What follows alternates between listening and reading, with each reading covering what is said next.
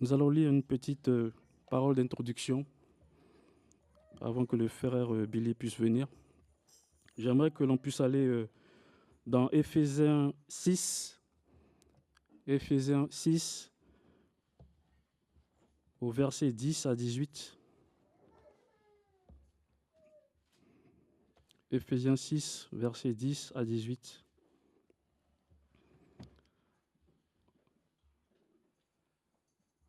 Enfin, mes frères et sœurs, fortifiez-vous dans le Seigneur et dans sa force toute puissante. Revêtez-vous de toutes les armes de Dieu, afin de pouvoir tenir ferme contre les manœuvres du diable.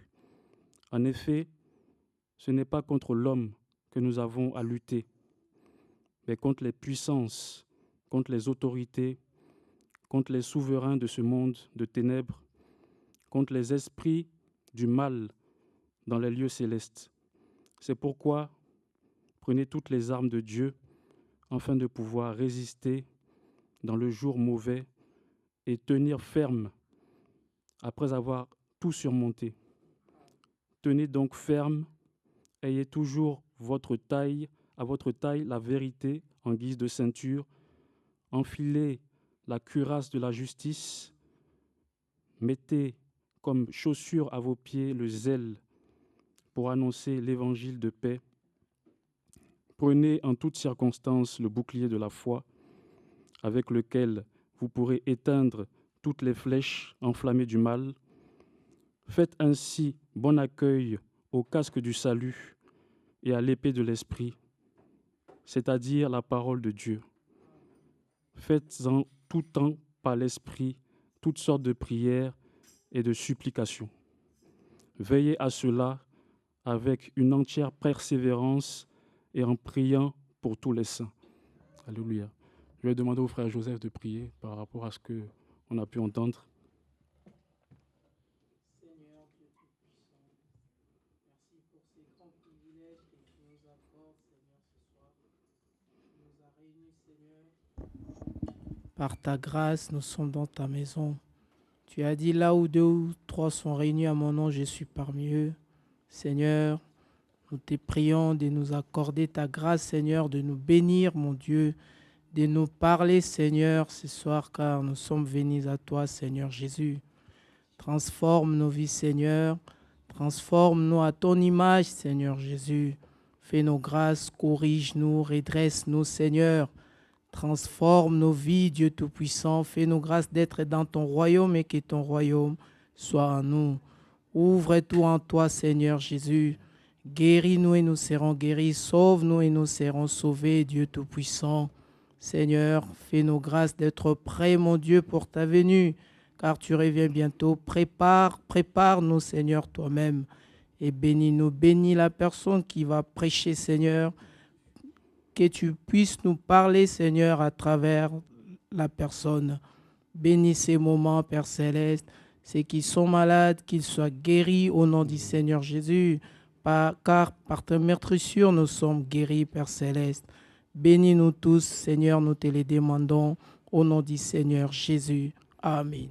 Amen. Seigneur, je te remets encore cette réunion de tes saintes et puissantes mains, Seigneur. Oui, sans toi, nous ne pouvons rien faire, Seigneur. Oh Seigneur, je demande encore ta présence par ton esprit. Oh Seigneur, ici, Seigneur, afin que tu puisses tout conduire, Seigneur, que tout vienne de toi, Seigneur.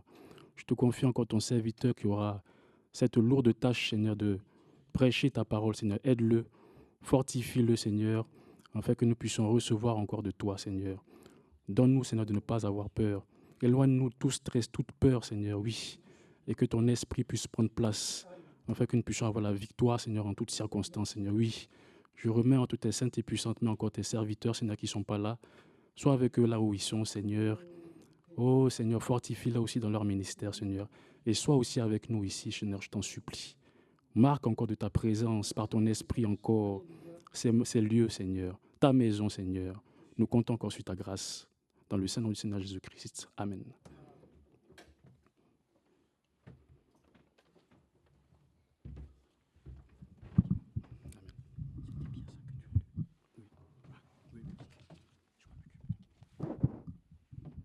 Je te laisse ça ici.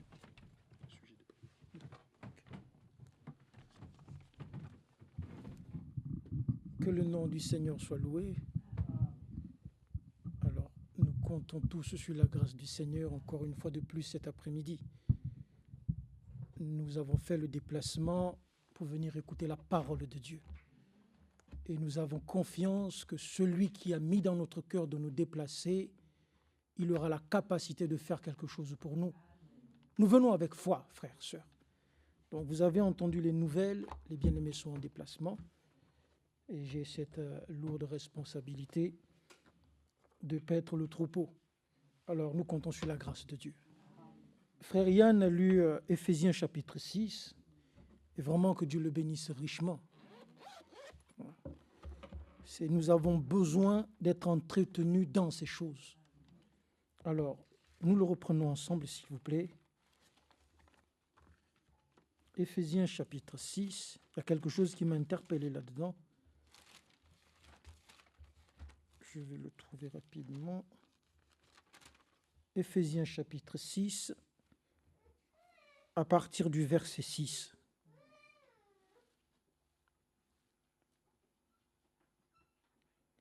Alors, reprenons oui, c'est bien ça, Éphésiens 6.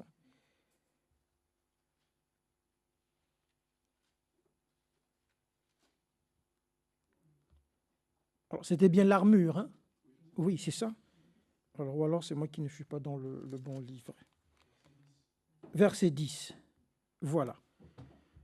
Au reste, fortifiez-vous dans le Seigneur et par sa force toute puissante. Revêtez-vous de toutes les armes de Dieu afin de pouvoir tenir ferme contre les ruses du diable. Nous disons Amen. C'est un ordre que l'apôtre Paul nous donne. Revêtez-vous. En d'autres termes, si toi et moi, nous voulons résister aux ruses du diable, il n'y a pas d'autre solution, frères, sœurs. Nous devons nous revêtir de toutes les armes de Dieu afin de pouvoir tenir ferme contre les ruses du diable. Que le nom du Seigneur soit loué. Notre combat n'est pas contre la chair et le sang. Alors, nous venons assoiffés, nous venons fatigués, nous venons chargés. Lisons rapidement dans le livre de Marc. Je crois que c'est Marc au chapitre 8.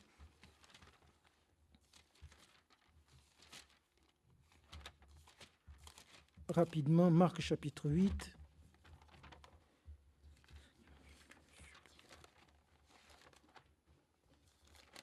Nous avons tous besoin d'être encouragés de la part du Seigneur. Et il n'y a que lui qui peut nous encourager. Alors nous comptons sur lui encore cet après-midi. Marc chapitre 8, je crois bien.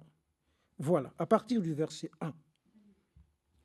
En ce jour-là, une foule nombreuse s'étant de nouveau réunie et n'ayant pas de quoi manger, Jésus appela les disciples et leur dit: je suis ému de compassion pour toute cette foule. C'est des gens qui s'étaient rassemblés. Nous comprenons, bien aimés. Ils étaient là où ils vivaient leur vie. Et puis ils sont partis de là où ils étaient pour venir écouter la parole. Comme nous cet après-midi. J'aimerais ramener ça à nous. Alors ils ont fait des efforts. Nous comprenons, bien aimés. Il y en a qui ont reporté leur programme. Il y en a qui ont délaissé des choses. Ils sont venus pour écouter la parole au pied du Seigneur. Voici que le temps passe, il n'y a plus à manger. Nous suivons, bien aimés. Mais celui pour qui ils sont venus, lui, il se soucie d'eux. Est-ce que nous comprenons? Alors, il sait qu'ils ont besoin de force. Quand vous lisez plus loin, vous verrez, s'ils partent comme ça, ils n'auront pas la force en route. Mais comme il n'y a pas à manger, alors il faut que quelque chose se passe. Parce que toi et moi, nous sommes en route, frère. Nous comprenons? Nous sommes en chemin pour l'enlèvement. Donc, tous les jours, nous venons, c'est mis, une foule nombreuse s'étant de nouveau réunie. Donc, ce n'était pas la première fois. Nous comprenons, bien aimés. Comme nous venons tous les jours, à nouveau, nous nous rassemblons. Mais chaque jour aussi que nous nous rassemblons, nous demandons au Seigneur de nous donner la force pour la route. Et si vous lisez, continuons. Verset 3, « Si je les renvoie chez eux à jeun, les forces leur manqueront en chemin, car quelques-uns d'entre eux sont venus de loin. » Ses disciples lui répondirent, « Comment pourrons-nous les rassasier de pain ici, dans ce lieu désert ?» Là où il semble ne rien avoir. Si toi et moi nous agissons pour Dieu, si nous nous déplaçons pour Dieu, même quand c'est compliqué, puisque c'est lui qui a mis dans notre cœur la faim et la soif de venir écouter sa parole. Donc, inévitablement, il prend soin. Il va pourvoir d'une manière ou d'une autre. Ils étaient dans un lieu, il n'y a rien. Comment on va faire? Est-ce que nous suivons, bien-aimés? Et plus loin, le Seigneur dira, celui qui garde sa vie la perdra. Celui qui veut sauver sa vie par lui-même, il la perdra. Mais celui qui abandonne sa vie pour moi et pour l'évangile, lui, il la sauvera. Et il fait la démonstration avant. Vous suivez, bien-aimés? C'est-à-dire qu'avant de dire ça, il démontre que les gens qui ont abandonné tout ce qu'ils ont abandonné pour venir écouter la parole, ils ont faim, physiquement, ils pourvoient. Lisons-le, je crois que c'est plus bas, toujours au chapitre 8.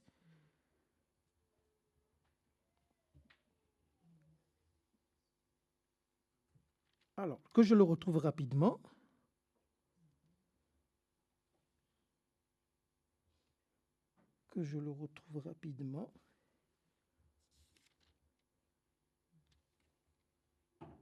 Alors, c'est quel verset?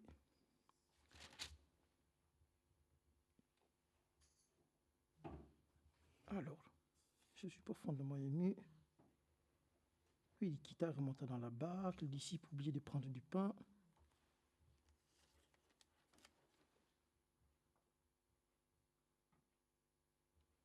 Merci Seigneur.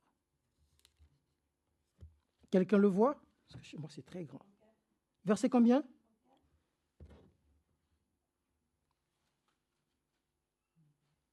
C'est un peu plus loin. Non, ce n'est pas celui-là. D'accord. Voilà, verset 35. Merci ma soeur. Car celui qui voudra sauver sa vie la perdra. Mais celui qui perdra sa vie à cause de moi et de la bonne nouvelle la sauvera. Ça, c'est l'œuvre de Dieu. Alors, par rapport à ce que notre frère Yann nous a lu tout à l'heure, ça m'a interpellé. Nous lisons directement. Jacques chapitre 1. Lisons directement. Dans Jacques au chapitre 1.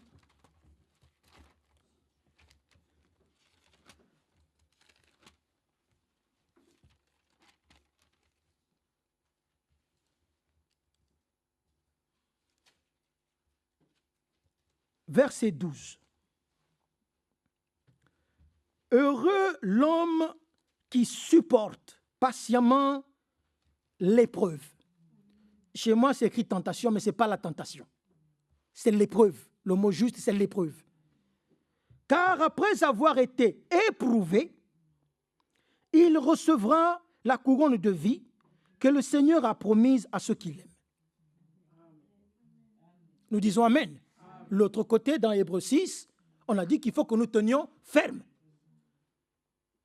Et pour cela, il nous faut nous revêtir de toutes les armes de Dieu.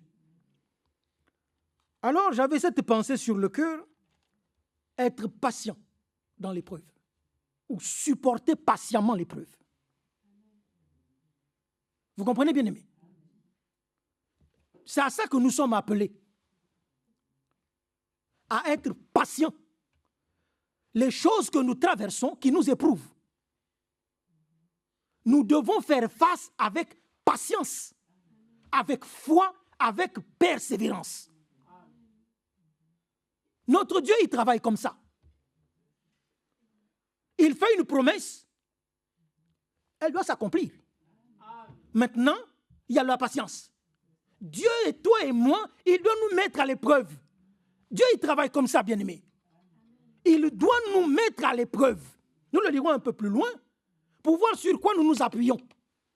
Est-ce que nous croyons vraiment sa parole ou est-ce que nous faisons semblant? Nous le lirons plus loin dans le livre de Deutéronome. Nous comprenons, bien aimés. Alors, il faut, c'est ça, ça paraît simple de dire, il faut être patient. Il faut supporter patiemment le temps que Dieu va prendre, si je puis m'exprimer ici, pour résoudre l'épreuve que toi et moi nous traversons. Parce qu'il y a un temps. Dieu a fixé un temps pour toutes choses. Israël en servitude, je crois 400 ans, c'est ça? Hein? Voilà. Avant 400 ans, la délivrance d'Israël ne pouvait pas intervenir. Parce que Dieu lui-même, il avait déjà annoncé ce délai. Est-ce que nous comprenons? Mais au temps où la chose doit s'accomplir, alors Dieu entre en scène pour accomplir sa promesse. Mais 400 ans, frère, mais c'est long. Mais il fallait être patient. Vous comprenez? Parce que ça se transmettait de génération en génération. Dieu nous a dit, nous sommes ici en Égypte, à Goshen, ce n'est pas chez nous. Mais Dieu nous a dit qu'un jour, le libérateur viendra. 50 ans passent, ils s'éteignent. 100 ans passent, ils prennent, ils transmettent à la génération suivante. Nos pères nous ont enseigné que le Dieu de nos pères leur a dit qu'il viendra nous libérer. Ça fait combien de temps? Ça fait 100 ans. Ils s'éteignent. Mais la promesse de Dieu, dans le cœur, elle continue de courir dans le temps. Est-ce que nous comprenons? Alors, parce que Dieu, il sait que devant, au temps marqué, il y a des hommes, des femmes, des croyants qui vont se lever pour complètement prendre possession de la promesse que lui, il a faite. Et c'est avec eux qu'il va accomplir le contenu de ce qu'il a promis au Père. Est-ce que nous comprenons, bien aimés? Mais pour ça, il faut être patient. Parce que Moïse, à un moment donné, il a perdu patience. Mais alors ça s'est fini par un meurtre. Un Égyptien, hop, vite fait, il a camouflé, on a découvert. Parce que le temps n'était pas venu. Est-ce que nous comprenons, bien aimés? Et Dieu, pour chaque chose, il y a un moment qui est fixé. Et quand le moment arrive, Dieu rassemble les circonstances qui sont favorables à l'accomplissement de ce qu'il a dit. C'est comme ça. Les hommes peuvent, oh oui, oh non. Dieu, lui, il travaille en silence. Les hommes s'agitent, ils font du tap. Alors, poursuivons, bien-aimés. Allons dans Hébreux 11. On va lire quelques écritures. Hébreux chapitre 11. J'ai le verset 17, que je le retrouve. C'est par la foi qu'Abraham offrit Isaac lorsqu'il fut mis à l'épreuve. Vous comprenez, bien-aimés? Lorsqu'il fut mis à l'épreuve et qu'il offrit son fils unique, lui qui avait reçu les promesses et à qui il avait été dit en Isaac sera nommé pour toi, sera donné pour toi une postérité. C'est Dieu qui lui fait la promesse. Abraham croit la promesse. Alors, au temps marqué, Dieu maintenant vient mettre Abraham à l'épreuve. L'épreuve de ta foi, l'épreuve de ma foi. Est-ce que nous comprenons? Il ne faut pas avoir peur. J'insiste, ça semble léger. Non, nous ne devons pas avoir peur. Parce que tout ce qui est écrit ici, c'est pour notre instruction à toi et à moi. Nous ne sommes pas les premiers dans la foi. Est-ce que nous comprenons? Il y en a qui ont cru avant nous. Il y a plus de 2000 ans. Est-ce que nous suivons, bien-aimés? Alors, tout ce qu'ils ont vécu, expérimenté avec le Saint, le Dieu d'Israël, a été écrit pour que toi et moi, Dieu sachant dès avant la fondation du monde, que toi et moi nous viendrons à la foi au temps de la fin, nous ayons de quoi prendre courage. Est-ce que nous suivons? De quoi persévérer. Même quand c'est compliqué, mon Dieu fait des miracles. Ça, c'est comme ça, frère. Nous sommes dans un temps... Frère, les gens ont l'habitude de dire nous sommes des aiglons. Moi, je dis non. Non. Je ne veux pas être un aiglon. Je suis un aigle. Un aiglon, c'est un aigle petit. Mais c'est un aigle. Il ne doit pas rester aiglon. Il est appelé à être aigle. Il a en lui la potentialité de l'aigle mère, de l'aigle paternel. Même s'il est petit, il est aiglon, il ne va pas finir sa vie aiglon. Est-ce que nous suivons? Nous ne sommes plus autant de bébés chrétiens. Non, nous devons grandir. Ce que nous écoutons là, je ne sais pas pour vous, hein, mais c'est des doses de vitamines, de doses de nourriture. Frère, c'est comme si on ne mangeait pas bien. Avec ce que nous avons, nous sommes encore les plus timides. C'est à nous qu'il manque le zèle. Mais non! Soyons des aigles mûrs qui volent dans le ciel de la parole de notre Père. Est-ce que nous comprenons, bien-aimés? Dieu s'est révélé à nous. Il ne suffit pas de dire Dieu, Dieu. Non, frère, c'est une réalité. Tu as reçu Malachie 4 ou pas? Tu as reçu le serviteur fidèle prudent ou pas? Mais qu'est-ce qui... Oh! Est-ce que nous comprenons? Mais la pensée de se minimiser, on aurait pu le lire. Israël, ils étaient 12, hein? Aller espionner le pays. Ils reviennent, ils disent, on est des sauterelles. Suivons ensemble, s'il vous plaît. C'est eux qui disent, nous sommes des sauterelles devant eux. Mais attendez, le Dieu qui vous a donné ce pays-là, vous croyez qu'il n'est pas capable de faire en sorte que les sauterelles terrassent les enfants d'Anakim? C'est comme s'ils étaient allés prendre ce pays d'eux-mêmes. Mais non, Dieu vous a dit allez, visitez, revenez. En revenant, ce que vous avez vu, oh, nous sommes des sauterelles. Non, frère, nous ne sommes pas des sauterelles. Nous sommes l'armée du Dieu vivant. Il faut prendre possession des choses que Dieu nous donne. Toute pensée, tout esprit qui vient pour t'amenuire, pour te diminuer face aux promesses de Dieu, frère, sœur, c'est un mauvais esprit. Dieu nous a réconciliés avec lui. Je ne sais pas si nous comprenons. Il y avait quelque chose qui faisait que nous n'avions pas grâce devant les yeux du Seigneur. Lui-même, il vient, il enlève la chose. Il te dit maintenant, viens, rentre. Et puis tu as quelqu'un qui vient te dire, oh mais tu es sûr, tu rentres, mais est-ce que c'est vraiment toi? Mais lui, c'est-à-dire que celui qui pouvait m'en vouloir, il me dit, j'ai réglé ta dette. Pourquoi tu veux que je pose 10 000 questions? Moi je crois, j'entre en possession de ce qu'il me donne. Et gloire à Dieu. Donc ces petits esprits-là, oh tu sais pas pour toi, oh tu sais, tu vois, mais regarde ta vie. Non, le sang de Jésus-Christ nous purifie de tout péché. C'est oui et amen. On ne discute pas ces choses. Il ne faut pas laisser la place à l'ennemi. Parce que aussi longtemps, Paul écrit, l'enfant, aussi longtemps qu'il est enfant, il est sous les ordres d'un tuteur. Il ne peut pas posséder la légitimité, l'autorité qui lui est due en tant que fils de la maison. Parce qu'il est encore un enfant.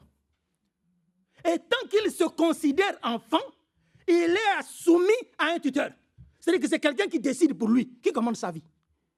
Mais quand cet enfant devient fils, c'est-à-dire qu'il reconnaît l'autorité que l'héritage lui donne, que la filiation lui donne, maintenant c'est le tuteur qui obéit à ses ordres. Est-ce que vous comprenez? Parce qu'il connaît sa position. Et le frère nous a prêché la position en Christ. Toi et moi, nous devons savoir qu'est-ce que Dieu a fait de nous. Aujourd'hui, en ce temps, Dieu, il a fait quoi de nous? Quelle est la position que Dieu nous donne? Et où est-ce que nous nous mettons nous-mêmes? Oh mon Dieu! Vous voyez? Le Seigneur dit, celui qui vaincra à l'âge de la Odyssée, il s'assiera avec moi sur mon trône. Comme moi j'ai vaincu et je me suis assis avec mon Père sur son trône. Voilà la position à laquelle le Fils de Dieu t'appelle. Pour régner avec lui sur son trône.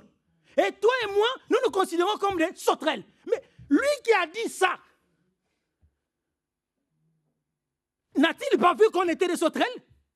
si je prends ce langage. Il nous promet de nous asseoir avec lui. Et ce sont nos petites pensées qui viennent amoindrir. Oh mon Dieu. Non. Si mon roi me dit que je veux m'asseoir avec lui sur son trône, c'est que lui-même, il a déjà pris toutes les dispositions nécessaires. Est-ce que nous comprenons, bien-aimés? Alors, par la grâce de Dieu, nous continuons. On aurait pu lire la même chose lisons-le rapidement.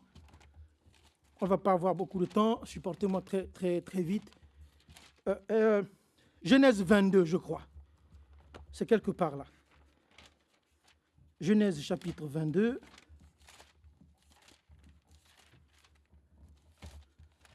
Genèse chapitre 22. Alors, que je le trouve. 36, 35.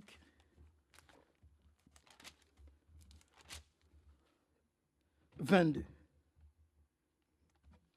Alors, nous avons lu de l'autre côté qu'Abraham a été éprouvé. Nous voyons dans Genèse 22, verset 14. On va monter un peu plus haut. Allons au verset 10. Abraham étendit la main et prit le couteau pour égorger son fils. Alors l'ange de l'Éternel l'appela des cieux et dit « Abraham, Abraham !» Et il répondit « Me voici !» L'ange dit « N'avance pas ta main sur l'enfant et ne lui fais rien, car je sais maintenant que tu crains Dieu et que tu ne m'as pas refusé ton fils, ton unique. » Est-ce que nous comprenons? Le but de l'épreuve. Quand Dieu nous éprouve, il y a un but dedans que lui va atteindre. Ici, l'ange dit à Abraham, je sais, tu as été éprouvé, je vois que tu n'as pas hésité, maintenant je sais que tu crains Dieu. Si avant j'avais un doute, si avant je me posais des questions, mais je vois que dans ton cœur, tu n'as pas hésité. Donc je sais maintenant que tu crains Dieu. Ramenez ça à toi et à moi. Pourquoi les épreuves viennent dans nos vies? Parce que souvent on se pose, pourquoi moi? Pourquoi il n'y a que moi? Pourquoi moi? Non, frère, sœur, Dieu t'a donné la foi. Et si tu dis que tu crois Dieu, obligatoirement ta foi doit être éprouvée. C'est comme ça. Il n'y a personne qui a eu la foi et puis il a passé toute la vie sur un lit de roses. Ça n'existe pas. De la Genèse à l'Apocalypse, tous ont eu la foi et tous ont été éprouvés inévitablement, chacun à sa façon. Mais c'est la même foi, dans la même parole, dans le même Dieu. En qui toi et moi aujourd'hui aussi, nous avons reçu de lui la même parole, la même foi, et c'est la même puissance qui fait les mêmes choses. Si hier, ils ont écouté cette parole, elle a eu l'effet qu'elle a eu dans leur vie que nous lisons ici. Si toi et moi, nous disons que nous avons reçu la même parole du même Dieu, alors les mêmes choses doivent se reproduire. Nous disons Amen. Les mêmes choses doivent se reproduire. Sinon, ce n'est pas la même chose. Mais nous savons que c'est la parole qui était au commencement. Et au commencement, nous avons vu ce que cette parole a produit. Des fils de Dieu, des filles de Dieu, des vaillants héros de la foi. Toi et moi aussi. Il ne s'agit pas, ce n'est pas de l'orgueil. Comprenons bien ensemble, frères et sœurs. Ce n'est pas l'orgueil. Vous savez, les pharisiens, à un moment donné, ils ne comprenaient pas le Seigneur. Ils le trouvaient prétentieux. Toi, tu es un homme, tu te fais Dieu. Nous comprenons, frère? Toi, tu te fais Dieu. Parce que la chose que Jésus, oh Seigneur, dans sa chair devant eux, ils ne pouvaient pas comprendre ce que c'était. Mais pourtant, c'était la vérité. Jésus-Christ, Dieu pleinement manifesté dans la chair. Mais pour eux, c'était de l'arrogance. Ça veut dire quoi ça? Il n'y a que toi que Dieu exauce. Tu veux dire, mais il n'était pas en train de, comment on dit ça? De frimer. Non. Il disait la vérité. Et le Père au ciel a rendu témoignage qu'il disait la vérité. Toi et moi aussi, le frère a prêché le témoignage véritable. Le même Dieu là, nous devons recevoir de lui le même témoignage que nous disons la vérité. Est-ce que nous comprenons, bien-aimés? Alors nous avançons dans Deutéronome 8. Deutéronome chapitre 8. J'avais quelque chose là-dedans.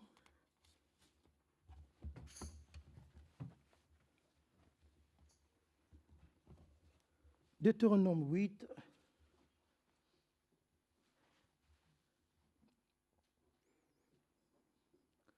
Allons à partir du verset 2. Souviens-toi de tout le chemin que l'Éternel, ton Dieu, t'a fait faire pendant ces 40 années dans le désert. Suivons ensemble, s'il vous plaît. Afin de t'humilier et de t'éprouver pour savoir quelles étaient les dispositions de ton cœur. Si tu garderais ou non ces commandements. Nous suivons, bien-aimés. On va juste... Il t'a humilié, il t'a fait souffrir de la faim, il t'a nourri de la manne que tu ne connaissais pas et que tu n'avais pas connu et que n'avaient pas connu tes pères, afin de t'apprendre que l'homme ne vit pas de pain seulement, mais de toute parole qui sort de la bouche de Dieu. Si nous revenons au verset 3, c'est là où j'avais la pensée.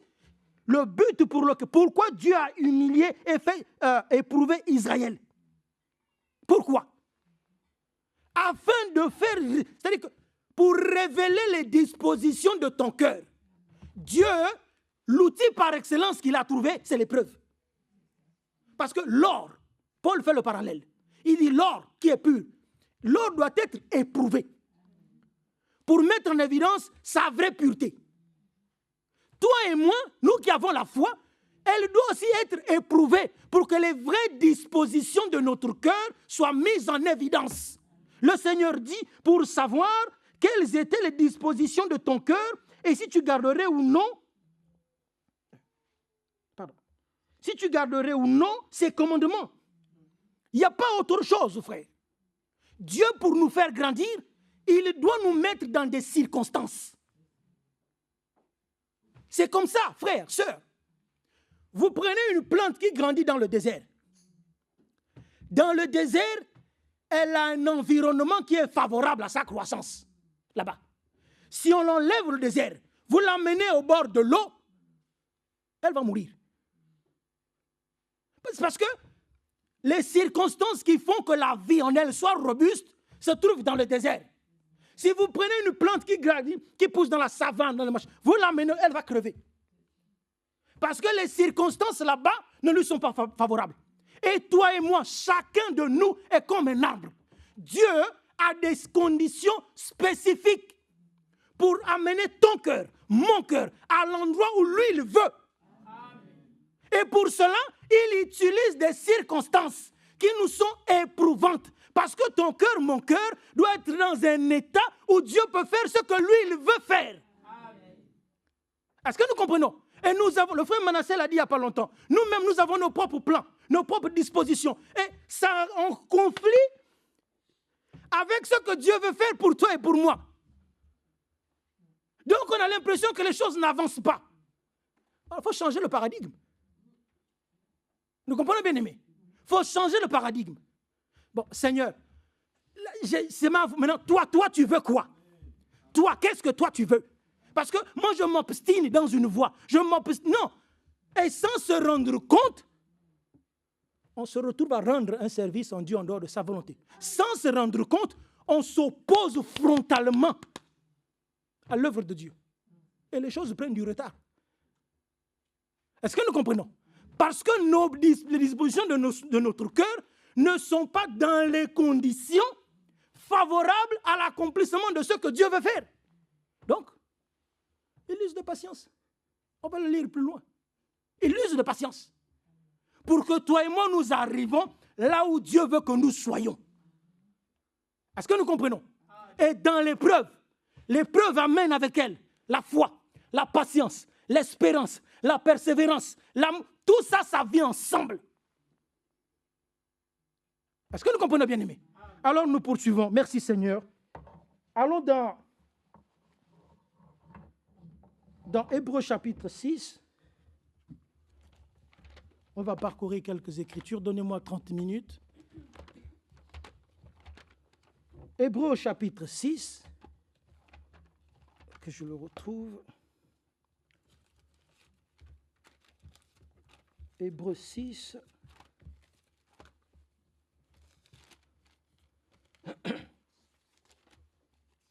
Hébreux 6, je crois que c'est le verset 11.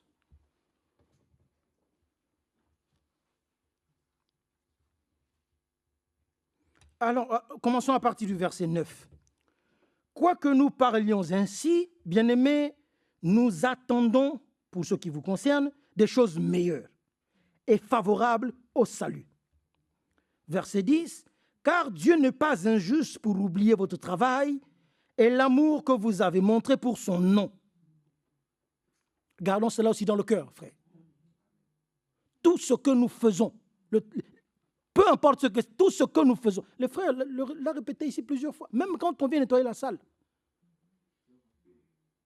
Vous comprenez, bien aimé? Même quand on vide tout ce que nous faisons, parce que quand on vient ici, on ne travaille pas pour un homme. Nous suivons, bien aimé. Quand on joue au piano ici, ce n'est pas pour un homme qu'on le fait.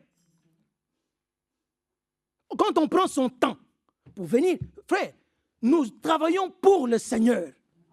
Même si c'est petit, nous comptons sur lui pour nous donner tout ce qu'il faut, la sagesse, l'intelligence, l'humilité, tout ce qui est nécessaire pour que son œuvre à lui avance et que lui soit glorifié.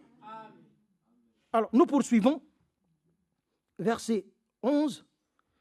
Nous désirons que chacun de vous montre le même zèle pour conserver jusqu'à la fin une pleine espérance. Autrement dit, il ne faut pas vous décourager. Le monde a toutes les raisons qu'il veut pour désespérer. Est-ce que vous comprenez avec moi?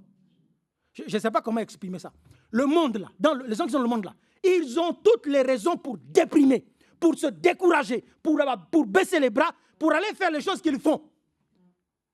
Est-ce que nous comprenons? Mais toi et moi, Jésus seul, il a en lui, dans son nom-là, toutes les réponses, toutes les raisons qu'il faut pour que toi et moi, nous continuions à persévérer. Amen. Le nom de Jésus seul. Il n'y a pas une raison pour qu'un chrétien désespère. Je veux le dire comme ça. Il n'y en a pas. Non. Si tu arrives au point de vouloir... C'est que quelque part, toi et moi, on a détourné le regard de Jésus. Parce que si nous gardons le regard sur lui, inévitablement, ce que nous vivons a une issue. Une issue glorieuse. Est-ce que nous comprenons, frère? C'est le nom que nous devons élever, le nom de notre Seigneur. Oh, tu veux élever quoi d'autre? Quelle est la solution, le secours que nous avons? C'est Jésus-Christ. Nous murmurons ce nom dans toutes les situations, pour tous les états, tous les problèmes. Seigneur, moi je viens à toi. Il y a même des choses, même quand les hommes peuvent, ils ne veulent pas. Mais bien sûr, ta foi, ma foi, doit être éprouvée. Qu'est-ce que tu vas faire à ce moment-là? Qu'est-ce que je vais faire? Est-ce que je vais rentrer dans le conflit avec la chair? Vous comprenez? Dieu envoie les épreuves pour nous tailler, mettre en nous le caractère que lui veut voir dans ses enfants. Et pour ça, parfois, il doit nous humilier. C'est comme ça. Parce que son fils a été humilié. À un point qu'il n'y a personne qui a été humilié plus bas que lui. Il n'y a personne. Toi et moi ne serons jamais humiliés plus bas que le Seigneur Jésus-Christ. Ce n'est pas vrai. Est-ce que nous comprenons? Mais c'est comme ça que Dieu veut te tailler. C'est comme ça qu'il veut me tailler. Alors il suscite ça. Une fournaise par-ci. Oui. Et plus loin, pauvre Paul a écrit, il dit, comment il dit ça? Je n'ai pas retrouvé le passage. Il dit, voyez comme une grande joie les épreuves par lesquelles vous passez. Un sujet de joie. Vous vous imaginez? Quelqu'un passe dans une fournaise, toi tu lui dis, vois ça comme un sujet de joie. Parce que dans l'épreuve, il y a la gloire de Dieu. Amen. Pour les croyants, pour les fils et les filles de Dieu. Dans l'épreuve là, Dieu veut se glorifier. Amen. Alors Paul, il embrasse la chose. Oui, l'épreuve, moi je t'embrasse parce que je sais que dedans, mon Dieu va se glorifier. Il va se glorifier dans ma chair, dans mon esprit, dans mon âme. Dans tous les cas, gloire à lui. Nous suivons bien aimés. Alors, nous étions au verset 11. Nous désirons que chacun de vous montre le même zèle pour conserver jusqu'à la fin une pleine espérance, en sorte que vous ne vous relâchiez point et que vous imitiez ceux qui, par la foi et par la persévérance, héritent des promesses. Nous comprenons ensemble, bien-aimés. Ceux qui, par la foi, et nous en avons plusieurs dans les Écritures, qui ont hérité des promesses, des choses que Dieu a promises. Autrement dit, ils ont expérimenté l'accomplissement de la promesse de Dieu. C'est le but de la foi. La foi que nous avons, le but, c'est que ce que Dieu nous a promis, c'est-à-dire la chose, je vais reformuler, la parole que Dieu nous a prononcée, que nous avons entendue, qui a produit en nous la foi, le but, c'est que son contenu s'accomplisse. Et pour ça, il faut la foi, une foi qui persévère, une foi qui est patiente, une foi qui est ferme, une foi qui ne se décourage pas. Abraham, il est écrit qu'il fut fortifié par la foi. C'est que sa foi était pour lui une source d'encouragement. Et toi et moi, on a la même foi. Dans notre foi, elle doit avoir la capacité de nous encourager. Que Dieu qui m'a fait la promesse, il est fidèle pour l'accomplir. Alors moi, frère, aucun homme n'a la capacité d'accomplir les promesses de Dieu. Il n'y en a pas. C'est Dieu lui-même. Il va, il va petit à petit, il déplace des petites choses. Mais qu'est-ce qui se passe? Lui, il est en train de travailler. À la fin, la chose qu'il a promise, elles sont. Oh, donc oui, Dieu travaille comme ça. Les hommes ne voient pas, mais lui, il travaille pour accomplir ses desseins. Gloire à son nom. Que le nom du Seigneur soit loué. Alors oui, de sorte que vous ne vous relâchiez pas et que vous imitiez ceux qui par la foi et l'espérance héritent les promesses. Que le nom du Seigneur soit loué. Allons dans Jacques, je crois que c'est Jacques 5. On va regarder quelque chose rapidement. Il est 17h. Accorde-moi un tout petit peu de temps et nous allons prier. Jacques chapitre 5.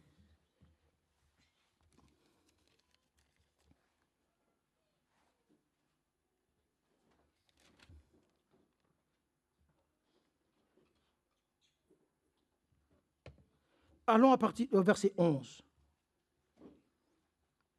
Voici, nous, donc Jacques 5, verset 11.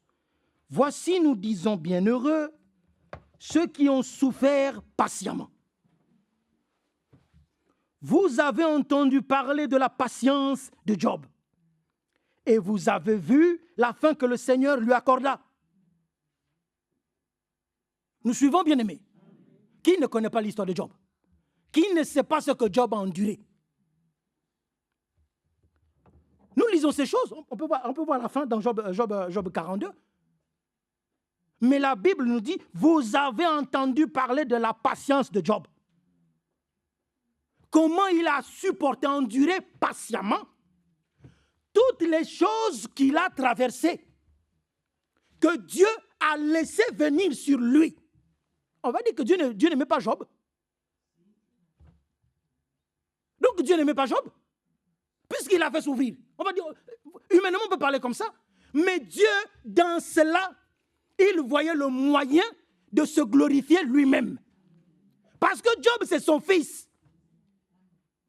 Nous suivons, bien aimés. Il a déjà vu ça dans Job. Donc, il peut laisser les choses venir. Il sait que son fils a une foi ferme. Et que par cette foi, Dieu peut l'utiliser pour se glorifier. Maintenant, si toi et moi, on laisse la foi, qu'est-ce que Dieu va utiliser en toi et en moi pour se glorifier? Nous suivons, bien aimés. Dieu, il utilise la foi. Hébreux chapitre 11. Par la foi, un tel a fait ceci, un tel a fait cela. Sans la foi, nul ne peut lui être agréable. Et Job, il a enduré, c'est pas un peu, hein? Parce que nous, quand une chose nous arrive, On est au bout de, pardonnez-moi de dire ça comme ça, on est au bout de notre vie. Une chose nous arrive, c'est fini, c'est catastrophe, c'est « oh, ma vie est foutue ». Dieu n'est pas avec moi. Comment ceci? Mais Paul nous dit, Jacques nous dit, souvenez-vous, vous avez entendu parler de la patience de Job. Mais rappelons-nous, qu'est-ce que Job a vécu? Job avait toutes les raisons pour abandonner Dieu. Job avait toutes les raisons pour abandonner la foi, que même sa femme lui a dit, fais la chose. Et puis il meurt, et puis c'est fini. Mais la foi de Job était tellement ancrée dans son Dieu que les paroles de sa... Ne parle pas comme une insensée. Laisse ça. Tu crois que Dieu est incapable de changer cette situation? Que Dieu est incapable de renverser les choses? Mais souviens-toi ce qu'il a fait pour Israël. Ils avaient soif, il a donné un rocher. Tu as vu un rocher suivre les gens dans le désert? Et c'est un Dieu comme ça, frère. Ce que toi et moi nous avons, il nous arrive une petite chose, pratata. Mais chaos, tu dis, mais qu'est-ce qui se passe? Que Dieu nous fasse grâce. Vraiment, d'avoir une vraie expérience avec lui. Une vraie expérience. Frère, soeur, quand tu es rentré dans la présence de Dieu, plus rien. Je reprends. Plus rien. C'est-à-dire que les choses arrivent, elles arrivent. Mais tu es rentré, c'est-à-dire que Dieu lui-même là, il s'est révélé à toi. Il est entré dans ton âme. Amen.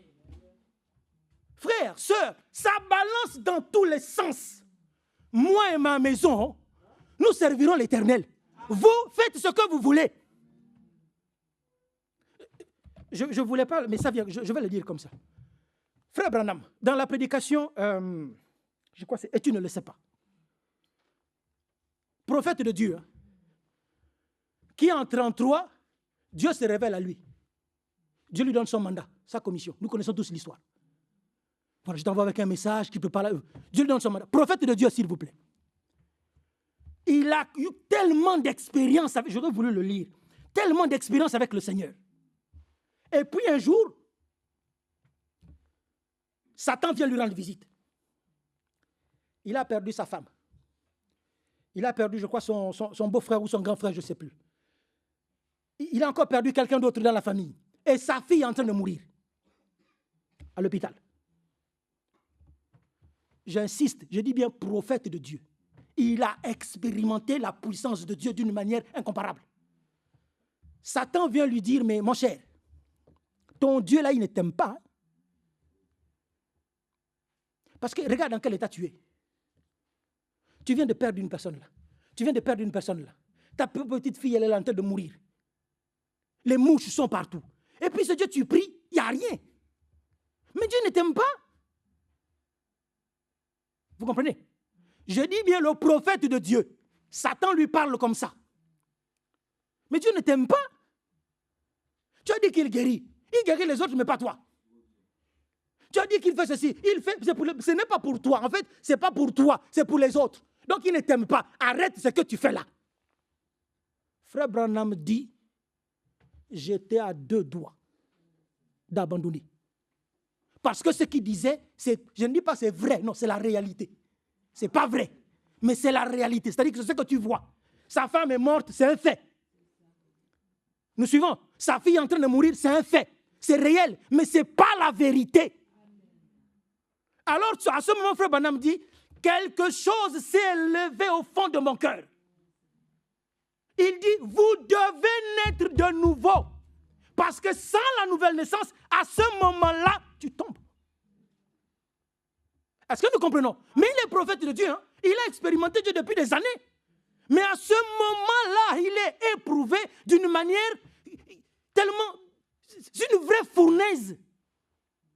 Il pense même... en fait, c'est vrai, je vais tout laisser.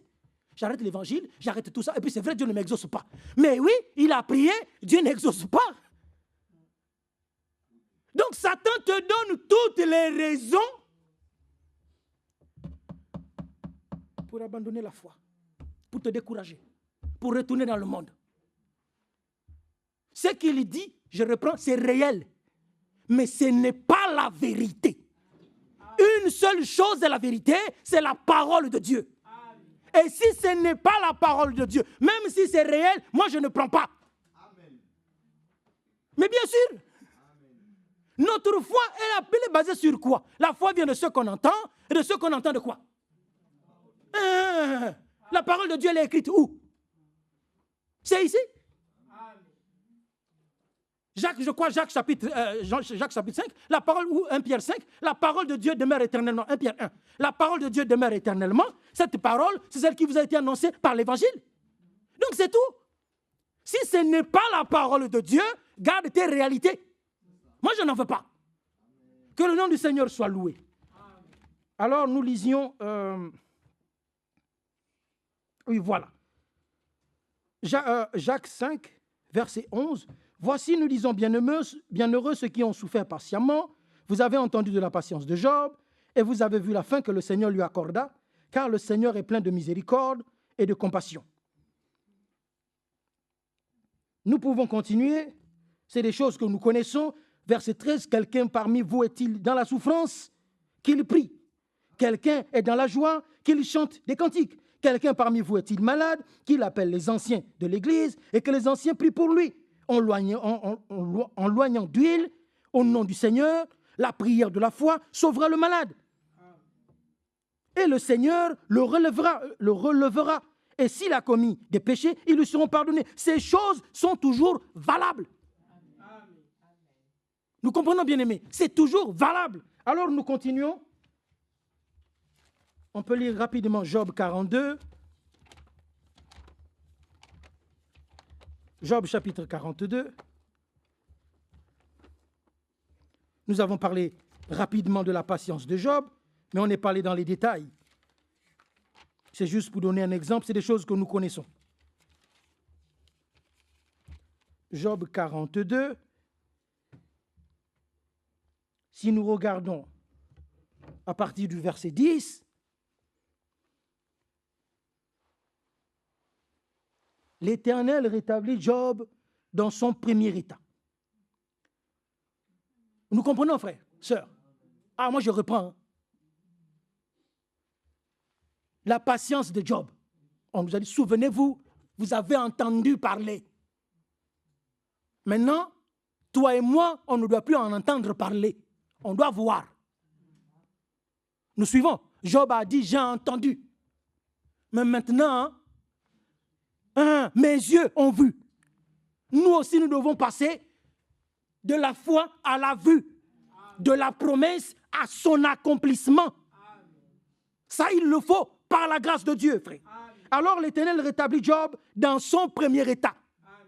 On ne va pas rêver. Nous savons tous comment Job était. Avec ses ulcères, et tout ça, nous savons. Mais la Bible dit que Dieu le rétablit. C'est ça qui est important. C'est ça le but de la foi. La foi, c'est ce qui appelle le rétablissement. C'est-à-dire que malgré tout ça, le germe de la foi qui était dans Job est resté fixe, stable. Malgré tout ce qui passait, ça passait. Les épreuves ne faisaient que tomber. Une chose demeurait stable, c'est la foi. Le fondement de la statue de l'homme parfait, c'est la foi. Ça balance, ça balance, ça balance. Tout va passer. S'il y a la foi qui est dans la parole, comme la parole demeure éternellement, la foi aussi, elle demeure inébranlable. Que le nom du Seigneur soit loué. Et l'Éternel lui accorda le double de tout ce qu'il avait possédé. Les frères, les sœurs et les anciens amis de Job vinrent tous lui rendre visite. Ils mangèrent avec lui dans sa maison. Ils le plaignirent et le consolèrent de tous les malheurs que l'Éternel avait fait venir sur lui. Et chacun lui donna un quesita et un anneau d'or. Ça se termine en cérémonie. Oui, frère. Le terme de ton épreuve. Le terme de mon épreuve, ça doit être la gloire. Ça doit être la louange. Ça doit être quand Dieu nous délivre, à la fin, il y a la reconnaissance. Il y a la louange. Parce que l'Éternel a entendu nos prières. Il nous a secourus. Il a déployé sa droite. Il a changé les circonstances. Alors, à la fin, tout ce qui était sujet de lamentation, ça devient un sujet de reconnaissance. Des chants qui s'élèvent pour louer le Seigneur. Parce que l'Éternel a fait des merveilles. Que le nom du Seigneur soit loué. Alors nous avançons. J'avais deux écritures. que je voulais mettre côte à côte. J'avais sur le cœur de les mettre côte à côte. Allons dans... On arrive à la fin. Dans 2 Pierre 3, que je le retrouverai. Je suis dans l'épître de Jean, c'est pas là-bas. Allons dans 2 Pierre. Et on va clôturer avec ça. Alors, 2 Pierre.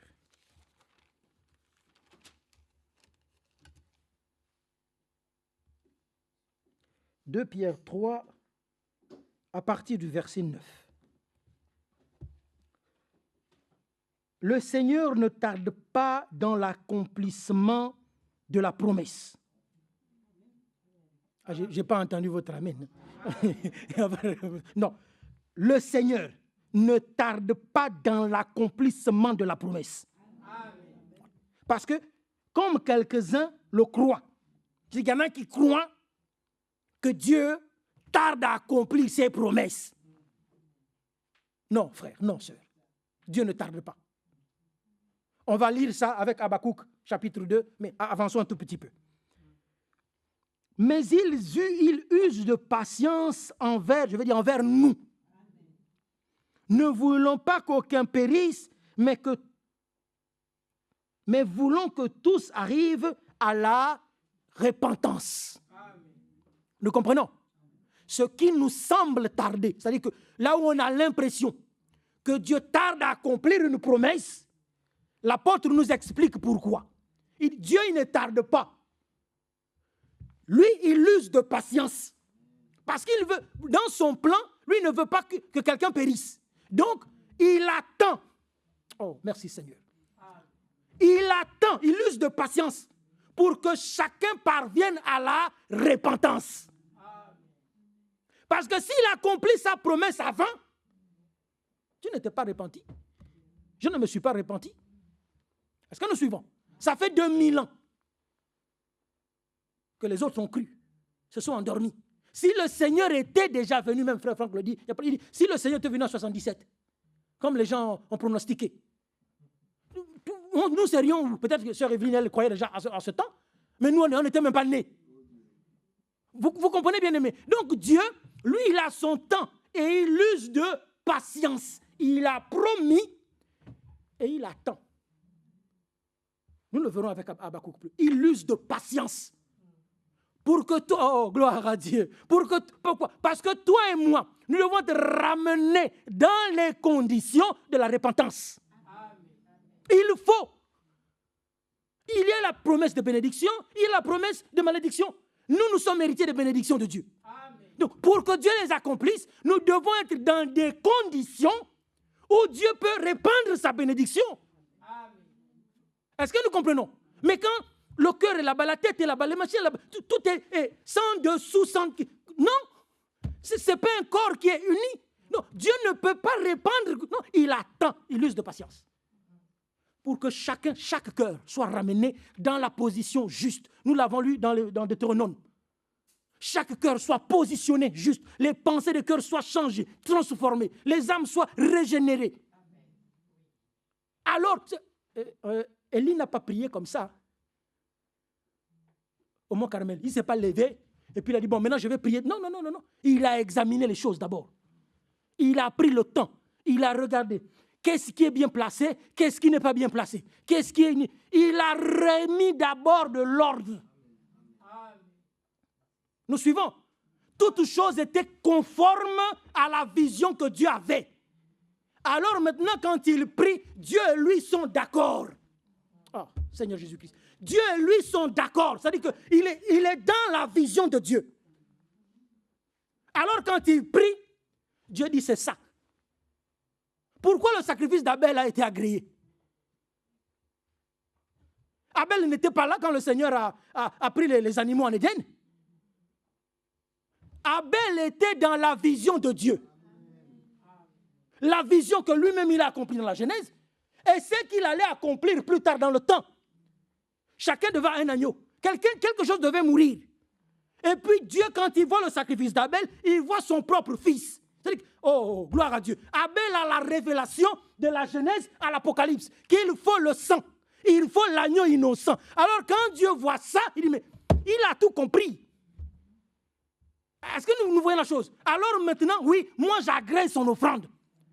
Et toi et moi, nous sommes ramenés par les prédications que nous écoutons, que ce soit les prédications de Frère Branham par son ministère, que ce soit les prédications de Frère Franck, nous sommes ramenés dans une adoration à laquelle Dieu prend plaisir. C'est que quand nous prions, quand Dieu nous écoute, il se voit lui-même, il voit son Fils dans nos prières, dans nos supplications, dans nos prédications. Alors il est content, il prend plaisir, il répand sa bénédiction. Amen. Est-ce que nous comprenons, bien-aimés? Et il faut que tout soit ramené exactement dans le plan de Dieu. Pour que ce que Dieu a fait soit accompli. Mais quand l'autre prêche ça, l'autre dit ça, l'autre va là-bas, il va critiquer l'autre église. On n'en sait pas, lui c'est ça. Frère, on n'en est pas encore là. Que Dieu nous aide. Il faut que les cœurs soient ramenés dans une seule œuvre. C'est pour Dieu que nous travaillons. On travaille pour qui? Il faut avoir conscience de ça. Le ministère que tu as, qui te l'a donné? C'est pour faire quoi avec? On ne travaille pas pour sa personne. C'est une responsabilité de paître le peuple de Dieu, frère. Et pour ça, on rendra des comptes, hein? Parce qu'on semble oublier ça, en fait. On semble oublier ça. Dieu a établi des bergers pour paître son troupeau. Et lui, le bon berger, il veille. Après, mais au travail, c'est pareil. Hein? On te confie une responsabilité. Et puis après, tu rends des comptes. On a prévu tel objectif, il n'a pas été atteint. Pourquoi? Ah ben, tu viens expliquer. C'est comme ça. Tu viens expliquer. Qu'est-ce qui a manqué? Pourquoi tu n'as pas signalé qu'il manquait des choses? Oh non, je pensais que... non. On compte sur toi. On te confie une responsabilité. Vas-y, s'il y a des problèmes, des difficultés, remonte vers la personne qui te les a confiés. Est-ce que nous suivons? Alors que le nom du Seigneur soit loué. Donc Dieu ne tarde pas dans l'accomplissement de ses promesses. Au contraire, il use de patience. On peut lire avec ça juste à côté 1 Pierre 3. Et on va clôturer 1 Pierre 3.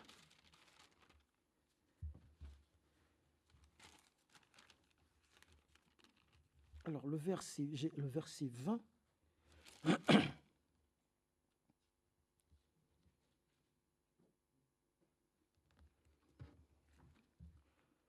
Prenons à partir du verset 18 pour être dans le contexte. Christ aussi a souffert une fois pour les péchés.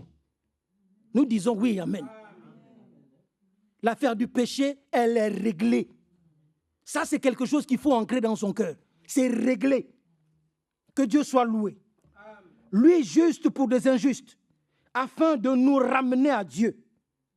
Il a été mis à mort quant à la chair et rendu vivant quant à l'esprit, dans lequel aussi il est allé prêcher aux esprits en prison, qui autrefois avaient été incrédules lorsque la patience de Dieu se prolongeait au jour de Noé, pendant la construction de l'arche, dans laquelle un petit nombre de personnes, c'est-à-dire 8, furent sauvées à travers l'eau. Dieu, il use de patience. Au temps de Noé, il a usé de patience. Parce que les gens ne voulaient pas se repentir. Alors Dieu, dans son amour, il est patient. Il attend. Il te laisse le temps. Il me laisse le temps d'entrer chacun en soi-même. De s'examiner, d'examiner ses voies, sa conduite. Il attend. Il attend. Les années passent. Hein? Il nous laisse vivre. C'est ce que je disais à mon petit frère une fois. J'ai dit, Dieu nous laisse vivre.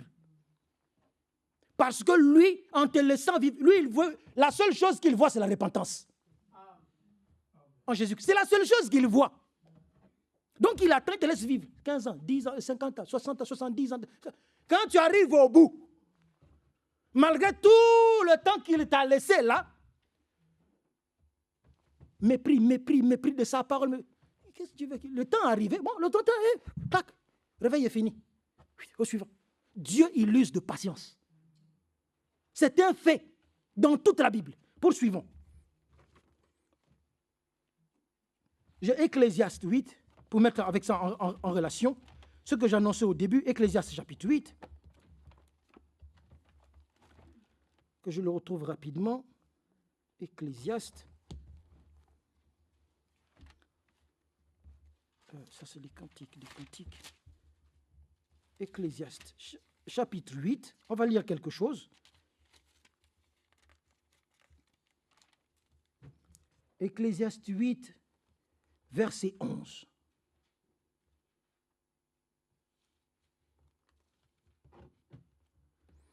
Parce qu'une sentence contre les mauvaises actions ne s'exécute pas promptement, le cœur des fils de l'homme se remplit en eux de désir de faire le mal. C'est écrit différemment chez quelqu'un. J'avais une version différente. Quelqu'un a une version différente. Ecclésiaste chapitre 8, verset 11. Yann, c'est écrit comment chez toi, s'il te plaît?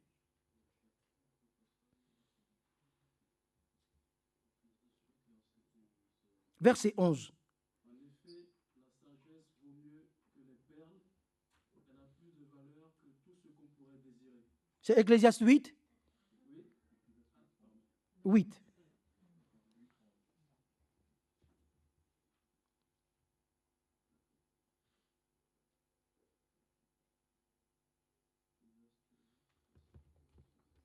Parce qu'une sentence, tu l'as trouvée? Oui, vas-y, sinon je t'en supplie. Parce qu'une sentence contre les mauvaises actions ne s'exécute pas promptement, le cœur des fils de l'homme se remplit en eux du désir de faire le mal. Il y a une autre version encore. C'est-à-dire que c'est parce que la sentence pour réprimander les mauvaises actions ne s'accomplit pas rapidement. C'est-à-dire que les gens ne voient pas la sentence. Alors leur cœur continue de se remplir du désir de faire le mal. Parce qu'ils oublient qu'il y a une sentence qui va arriver. Ils ne voient pas le jugement. Est-ce que nous comprenons? Les gens ne voient pas le jugement. Parce que s'ils savaient qu'il y a un jugement qui arrive, ils corrigeraient leur voie. Mais comme les mauvaises choses qu'ils font, il n'y a personne qui les juge, il n'y a pas de sentence, il n'y a pas de correction. Donc, tant pis. Moi, je peux encore continuer à faire, puisque je ne suis pas condamné. Est-ce que nous comprenons? Mais toi et moi, Dieu a ouvert notre intelligence pour savoir qu'il y a un jugement où chacun répondra de ses œuvres. Alors, ça nous amène à la prudence. Ça nous amène à la patience. Ça nous amène à prendre garde. Ça nous amène à examiner nos voies pour nous rendre conformes à sa parole, au mieux, en comptant sur sa grâce. Parce que ça, c'est essentiel. Nous poursuivons avec... j'avais Ézéchiel 33, mais le temps arrive. On va lire Romains 2 et on finit avec Habakkuk et nous clôturons. Romains chapitre 2. Je crois que je l'avais marqué.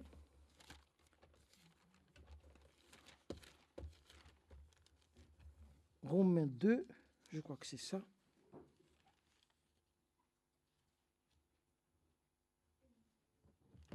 C'est bien ce que j'ai? Oui.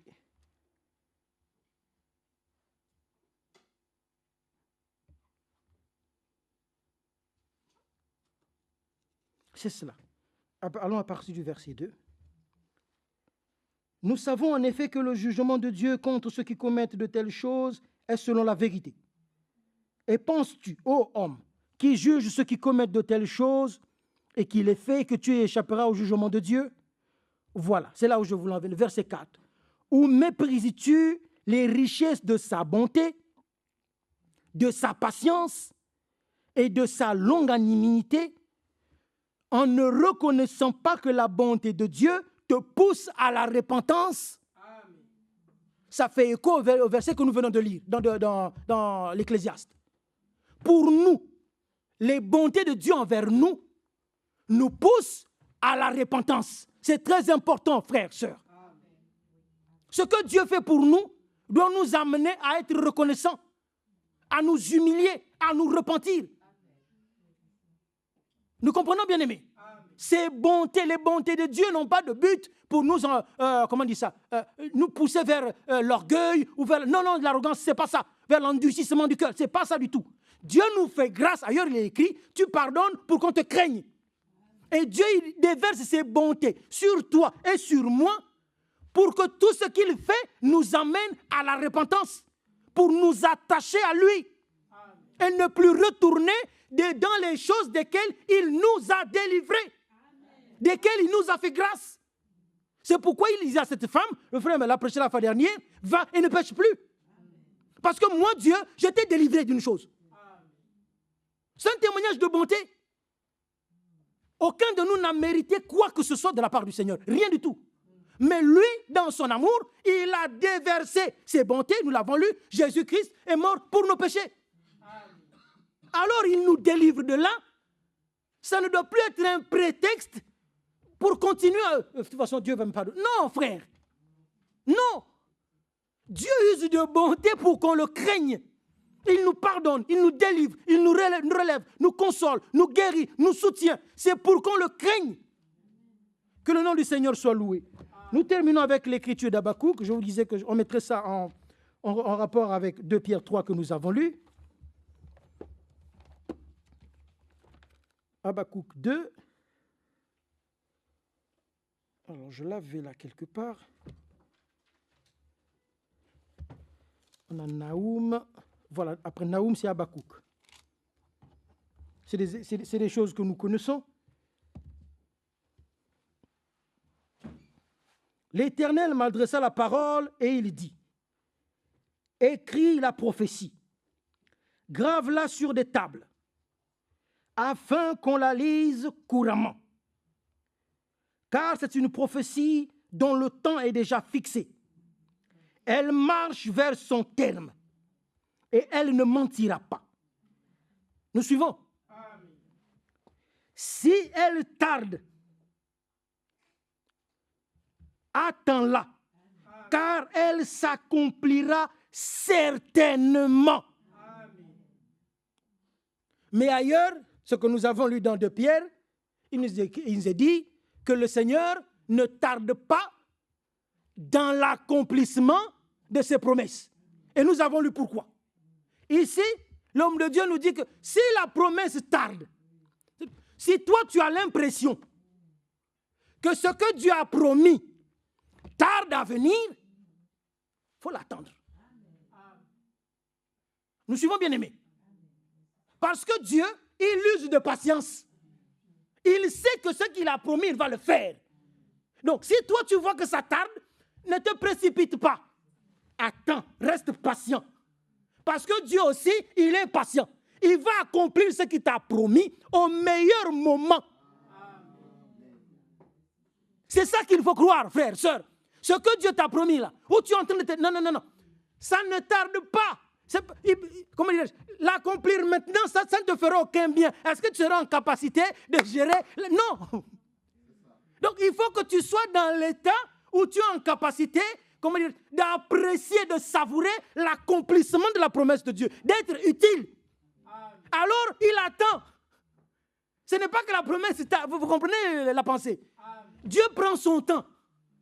Et nous, humainement, on dit, oh, ça tarde, hein? Oh là là, ça fait longtemps, hein? Non! Toi et moi, on n'est pas prêts. Sinon, l'affaire serait déjà emballée. Dieu doit attendre, parce qu'il y a encore des élus qui doivent entrer. Est-ce que nous suivons? Alors, toi et moi qui sommes maintenant dans l'arche avec lui, dans la maison, soyons patients. Parce qu'il a été patient avec nous. J'ai erré, hein? Longtemps. Mais Dieu a été patient avec moi. Oh, gloire à Dieu. Il a été patient avec moi. Vous comprenez bien, mais tu dis, mais comment j'ai vécu comme ça? Oui, mais pendant tout ce temps, oui. Mais Dieu aurait pu régler la chose. Toi, tu ne mets pas, allez, vas-y, rentre. Non, il use de patience. Il attend. Oui, grandis encore. C'est pas, grandis encore. Tu vas comprendre à un moment donné. Et là, paf. Ah oui, c'est vrai. Non, mais, voilà. Maintenant, tu es dans le rang. À partir de là, maintenant, on apprend l'obéissance. On apprend l'humilité. C'est comme ça que Dieu travaille, frère, sœur. Il va te laisser errer jusqu'à quand il va t'attraper. Gloire à Dieu. Ce jour-là, j'ai compris, Père. Pardonne-moi, j'ai compris. Maintenant, garde-moi dans ta maison. Ne me laisse plus retourner là-bas. Le fils prodigue l'a senti. Ah oui, frère, il l'a senti. J'avais une Bible que j'ai perdue. Le jour où j'ai lu cette histoire-là, j'ai pris ma Bible, j'ai écrit. Ça, c'est le témoignage de ma vie. Sur la Bible que j'avais, j'ai écrit. Parce que ce jour, frère, le jour où moi je me suis repenti consciemment. Ah, ce dont frère Franck parle, il dit, il faut pleurer. Là, ce n'est pas quelqu'un qui te dit pleure. Hein. C'est Dieu lui-même. Il t'attrape, il te montre ton péché. Il te montre le jugement qui t'était destiné. Et puis, tu vois la grâce qu'il t'accorde. Oh, frère, sœur, Père, j'ai compris, gloire à toi. Aide-moi maintenant. Aide-moi à me tenir loin de cette vie. Garde-moi en fait là, que ma vie soit cachée avec Christ en Dieu. Nous comprenons, bien aimés. Alors, notre Dieu, c'est ce que nous gardons ça à cœur ce soir, pour être... Oh, Dieu, il use de patience envers toi et moi. Comprenons cela. Il ne tarde pas à accomplir ce qu'il a dit. Il use de patience. Et toi et moi, nous devons être patients dans l'épreuve. C'est très important, frère. Patient dans l'épreuve. C'est le temps que Dieu prend pour nous préparer. C'est ça l'épreuve. C'est ce que Dieu met en place pour t'amener où lui veut. Et il prend son temps. Oh, c'est trop vite, ça fait longtemps, ça fait ceci. Non. Il faut que tu sois façonné. Il faut que je sois façonné. Donc il y a un temps, on met dans le feu, on fait sortir, on tape, pam, pam, pam, pam, on tout. Non, la lame n'est pas encore aiguisée, on ressort, pam, pam, pam, pam. Oui, nous disons merci Seigneur. Nous venons à toi comme nous sommes, que toi-même tu nous travailles. Que toi-même tu nous travailles. Nous sommes, c'est là, Dieu il veut une épouse. Mais son épouse, c'est lui-même qui la prépare. Pour qu'elle soit comme lui il veut. L'épouse au temps de la fin là, elle doit correspondre à l'image de l'épouse au commencement. Donc il faut laisser Dieu, il faut accepter. Seigneur, travaille-moi. C'est vrai que ça fait mal. C'est vrai que c'est... Mais parce que tous les autres sont passés là.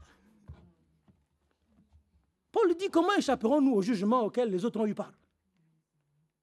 La correction, pardon, là, le mot c'est la correction, à laquelle tous les autres ont eu part. David a fait, je dis ça comme ça, David a fait n'importe quoi. C'est volontairement que je dis ça. Hein? Voilà, vous comprenez ce que je veux dire. Mais il a été corrigé. C'est comme ça. Dieu, c'est fils, il les corrige. Donc si toi et moi, on est fils légitime, on est fille légitime, il faut savoir que notre Père, il est là aussi pour nous corriger. Comme on fait avec nos enfants dans le naturel. Et un père qui corrige son enfant, notre Dieu, ce n'est pas pour le détruire. Hein? Sa correction, c'est pour nous amener dans la maturité, dans l'amour. Dieu ne nous corrige pas pour nous détruire, non. Donc dans le naturel aussi, quand nous corrigeons nos enfants, c'est une correction avec amour. Que le nom du Seigneur soit loué. Nous nous levons, nous prions ensemble.